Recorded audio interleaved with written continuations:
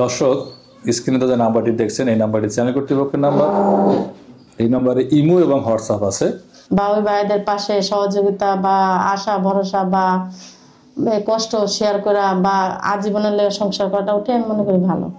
কিন্তু ওই সমস্ত ভাইরা তো অবিবাহিত থাকে না, তারা তো বিবাহিত, আপনি তো অবিবাহিত। ওটা আমি মনে করি কি ভাই আমার ভাগ্যে যা লেখা রাখছে আল্লাহ তাই হবে। আমার যদি আবিয়াস্ত লাগে আবিয়াস্তই হবে, আর যদি বিয়াস্ত রাখে বিয়াস্ত হবে, আর যদি বাচ্চা আছে বোনে ওটা যদি ভাগ্যের লাগে ওটাই হবে ভাই। আমি তো আর এটা জোর করে পারবো না। না, জোর করার কিছু নাই, যার ভাগ্যে যা আছে তাই হবে। এখন বাড়ি আপনার বাগেরহাট, আমরা যতটুকু জানি। নামাজ রোজা জানেন তো না? হ্যাঁ, নামাজ রোজা পড়ে একমাত্র মানে আল কোরআনটা মানে কোরআন শরীফটা একটু জানি না। এই জন্য আপনাকে ধন্যবাদ সত্য বলার জন্য। ভাই আমাদের ভিডিও ছাড়ার পরে কিন্তু আর বাগেরহাটে সীমাবদ্ধ থাকবে না, সারা বাংলাদেশ ব্যাপী সারা বিশ্বব্যাপী যাবে।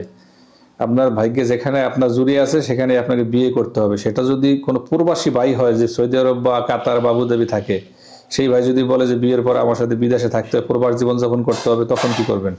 আমি মনে করবো আমার ভাগ্যে থাকলে আমার যাইতেই হবে, ওটা তো আর কেউ ধরে রাখতে পারবে না। আর যদি ভাগ্যে না থাকে যত আমার স্বামী চেষ্টা করুক নিতে পারবে না। হ্যাঁ, ভাগ্য তো একটা বিষয় আছে, তারপর স্বামীর ইচ্ছা যে আপনি তার স্ত্রী বিদেশে থাকবেন, ওটাই আমার। সেই ক্ষেত্রে আপনার এই ভাই বোন মা বাবা ছেড়ে তার পরিবার ছেড়ে থাকতে পারবেন কি? পারবো কি বলতে গেলে তখন আমার বোন বড় হবে, হাল ধরবে, তখন ওরা আবার চেষ্টা করবে আমার মতন। আপনার মতো চেষ্টা করবে। তাহলে আপনার কথা শুনে ভালো লাগে, বাট তবে একটা রিকোয়েস্ট করবো কি আপনাকে, কোনো সময় কোনো মানুষকে মানে আঘাত করেন না। যদি আপনি কষ্ট পাইছেন, কষ্টটা আপনি বুঝেন।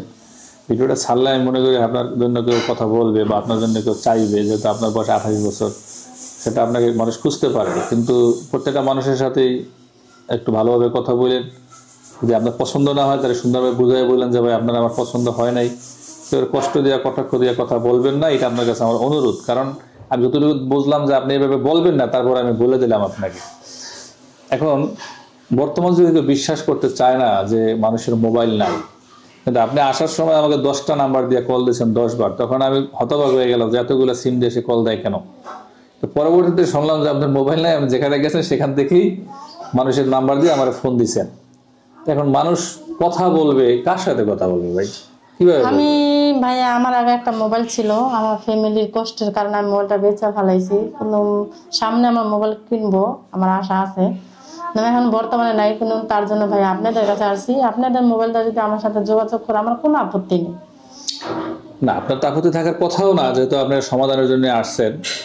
ভাই যারা ভিডিওটি দেখবেন একটু বুঝবেন যে আসলে যারা আমাদের কাছে আসে তারা ভাত নাই, কাপড় নাই, থাকার জায়গা নাই, এইরকম অবস্থা হইলেই মানুষ মিডিয়াতে আসে, অন্যথায় আসে না। কাজে এরকম মানুষ এসে আপনার অনেক সময় আমাদেরকে অনেক উল্টাপাল্টা কথা বলেন, যায় এই যুগে ভাই মোবাইল ছাড়া মানুষ আছে নাকি? আর একটা কথা কি ভাই, আছে। এই যে আমাদের কাছে আসে আমরা দেখি আছে। আর একটা কথা কি ভাই, আপনারা আমাদেরকে ভুল বোঝেন, ভুল বুঝে কোনো লাভ নাই ভাই। আমরা পরিস্থিতির শিকার, আমরা দেখি। আপনারা এটা বুঝবেন, না বুঝলে কারা বুঝবে বলেন? দর্শক